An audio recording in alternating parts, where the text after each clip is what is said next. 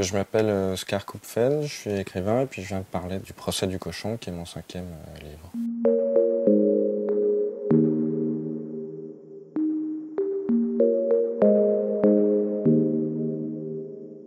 L'idée de ce livre, ça a été une espèce de curiosité judiciaire qui en fait fait qu'on a jugé, disons, du XIIe ou du XIIIe siècle jusqu'à la fin du XVIIIe siècle, en France mais à peu près dans toute l'Europe et dans toute la chrétienté, on a jugé des animaux qui étaient donc jugés comme des hommes, donc c'est-à-dire qu'on menait une enquête, on les emprisonnait, puis arrivait le grand spectacle du procès. Alors certains animaux étaient défendus par des avocats, pas tous, mais la plupart du temps ça arrivait.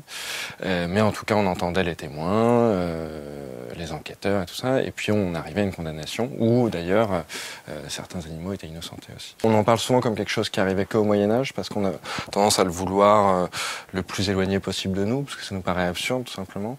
Mais en fait, c'est pas, enfin là où on a répertorié le plus grand nombre de procès animaliers, c'est au XVIIe et au XVIIIe siècle, ce qui paraît dingue avec, on se dit, le siècle des Lumières, comment on pouvait juger des mulots. Mais en fait, ça se faisait beaucoup, alors pour deux raisons, parce qu'effectivement au Moyen-Âge on jugeait un peu moins, parce qu'on s'en remettait en fait, en fin de compte, plus à la justice divine. Et on arrive à la fin de ce moment dont Foucault parle beaucoup, où en gros c'est avant que la justice commence à se cacher, donc on commence à mettre les guillotines à l'intérieur des prisons, et voilà. Donc on est encore quand même dans une espèce de justice éclatante et qui se donne en spectacle, surtout dans la mise à mort et dans la punition. Moi, c'est une espèce de curiosité comme ça historique qui m'a fasciné parce qu'elle m'a interpellé comme ça, parce que esthétiquement et visuellement j'imaginais un cochon à la barre d'un procès, et puis après ça me permettait aussi de parler de plein d'autres choses à travers cette petite fable là, quoi. Oui, le cochon du livre, il a tué un bébé, donc il lui croque la joue et l'épaule. Alors les animaux n'étaient pas jugés tout le temps, quoi, et en général c'était pour des crimes un peu impardonnables.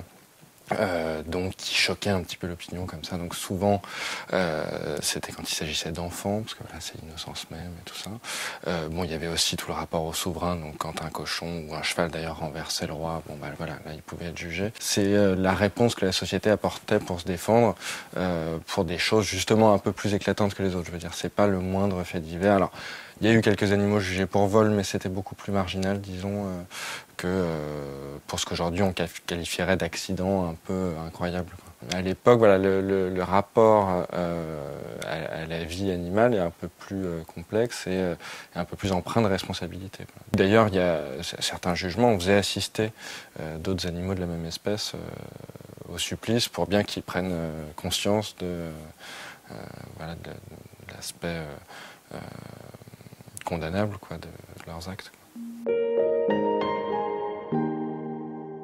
Première partie, le crime. Il marche toujours seul et sans y réfléchir. Il s'arrête parfois pour grignoter une racine ou la chair d'un animal crevé là.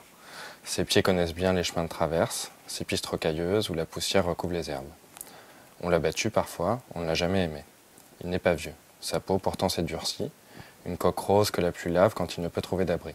La chance et un instinct obstiné l'ont poussé à ne pas se laisser mourir dans les solitudes de l'hiver, dans le froid des forêts. Je voulais faire un texte assez bref, donc j'ai dû le raccourcir en fait beaucoup. Je voulais que ça soit un petit peu un coup de poing, j'aimerais qu'il soit lu d'une traite, ou en tout cas avec le moins d'interruptions possible. Et donc je l'ai pensé comme ça. J'ai essayé de travailler beaucoup sur le flou, donc je donne pas d'époque précise, je donne pas de lieu précis, pour que ça puisse avoir le maximum d'écho et de répercussions. Après, moi, ce qui m'a intéressé littérairement, je veux dire, c'est que un animal, contrairement à un homme, quand il est accusé, il peut pas se défendre et il peut pas avouer non plus.